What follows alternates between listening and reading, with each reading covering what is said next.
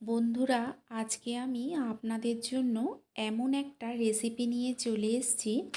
এই রেসিপিটা আপনারা যদি একবার বানিয়ে খেয়েছেন, বারবার এই রেসিপিটা বানিয়ে খেতে চাইবেন। এটা খেতে এতটাই সুন্দর হয়, বাচ্চা বড় সবাই কিন্তু এই রেসিপিটা ভীষণ পছন্দ করে খাবে। গরম তেলের মধ্যে 1 কাপ চিনি দিয়ে খুব সহজেই আপনারা এই রেসিপিটা বানিয়ে নিতে পারেন। ভীষণ সুন্দর হয় খেতে। আর এই রেসিপিটা বানানোও কিন্তু ভীষণ সহজ।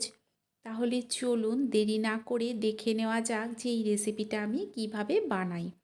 আজকের এই রেসিপিটা বানানোর জন্য এখানে একটা প্যানের মধ্যে আমি দিয়ে দিলাম 1 চামচ ঘি। ঘিটাকে প্রথমে গলতে দেব। এখানে আমি তেলের পরিবর্তে ঘি দিলাম। দিয়ে দিলাম 1 কাপ চিনি।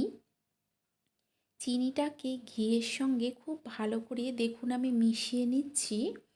মিশিয়ে নিয়ে গ্যাসের ফ্লেমটাকে একদম লোতে করে দেব। গ্যাসের ফ্লেম কিন্তু একেবারেই মিডিয়াম কিংবা হাইতে করবেন না।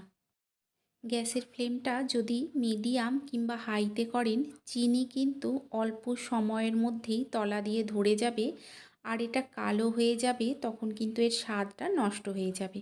যতটা সম্ভব লোতে রেখে চিনিটাকে মেল্ট হতে দেবেন। দেখুন চিনিটাকে আমি আস্তে আস্তে মেল্ট হতে দিচ্ছি। ঠিক এই রকমভাবে সম্পূর্ণ চিনিটাই কিন্তু এই ঘিয়ের সঙ্গে মিশে যাবে। দারুণ খেতে হয় এই রেসিপিটা।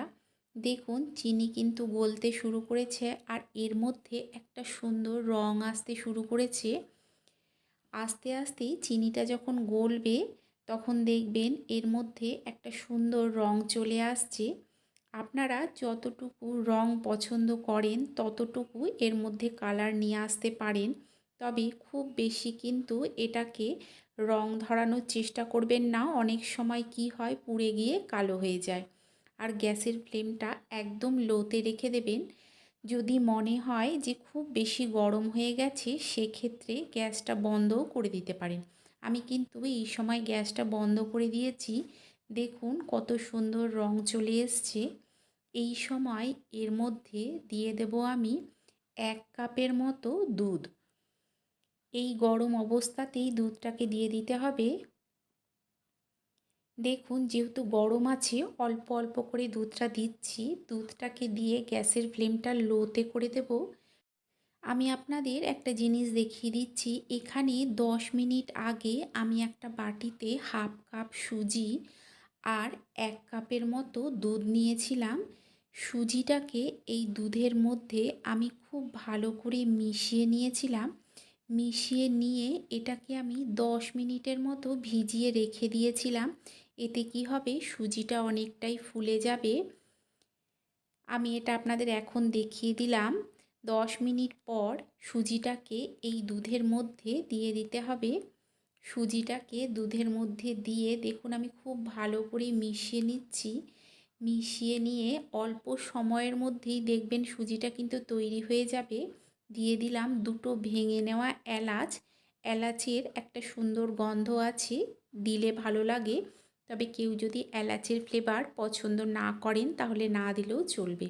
সুজিটাকে দেওয়ার পর কিন্তু গ্যাসের ফ্লেম একেবারেই হাইতে করবেন না, যতটা সম্ভব লোতে করে তৈরি করে নেবেন। আপনাদের যদি এই রেসিপিটা ভালো লেগে থাকে তাহলে একটা লাইক করে দেবেন। কমেন্ট করে জানাবেন যে কেমন লাগলো। নিজেদের চেনা পরিচিত মানুষের মধ্যে শেয়ার করে দিয়ে তাদেরকেও দেখার সুযোগ করে দেবেন। আর চ্যানেলটাকে অবশ্যই সাবস্ক্রাইব করে দিয়ে পাশে থাকা বেল আইকনটা প্রেস করে দেবেন। এতে কি হবে, আমি যখন কোনো নতুন ভিডিও আপলোড করব নোটিফিকেশন সবার আগে আপনার কাছে পৌঁছে যাবে। দেখুন যখন কিছুটা ঘন হয়ে এসছে তখন এতে দিয়ে দিলাম আরও 1 চামচের মতো ঘি। ঘিটা দিয়ে খুব ভালো করে এটাকে মিশিয়ে নিচ্ছি। ঠান্ডা হয়ে যাওয়ার পর এটা কিন্তু আরও কিছুটা শক্ত হয়ে যাবে। খুব ভালো করে মিশিয়ে নিলেই দেখবেন অল্প সময়ের মধ্যেই এটা কিন্তু তৈরি হয়ে যাচ্ছে। এটা শুধু খেতে যেমন ভালো লাগে, রুটি লুচি পরোটা এর সঙ্গেও যদি আপনারা এই রেসিপিটা নেন দেখবেন যে এটা খেতে কত সুন্দর হয়। বাচ্চারা তো ভীষণ পছন্দ করে খাবে, তবে বড়রাও কিন্তু এটা খেয়ে দেখবেন, খেতে ভীষণ সুন্দর হয়, বড়রাও পছন্দ করে খাবে। দেখুন এটা প্রায় তৈরি হয়ে চলে এসছে, আর অল্প কিছুক্ষণ তৈরি করে নিলেই হবে। আপনারা একবার এইভাবে বানিয়ে খেয়ে দেখবেন, আশা করছি আপনাদেরও ভালো লাগবে। তাহলে চলুন, আপনাদের সঙ্গে দেখা হচ্ছে আরও একটা নতুন ভিডিও নিয়ে।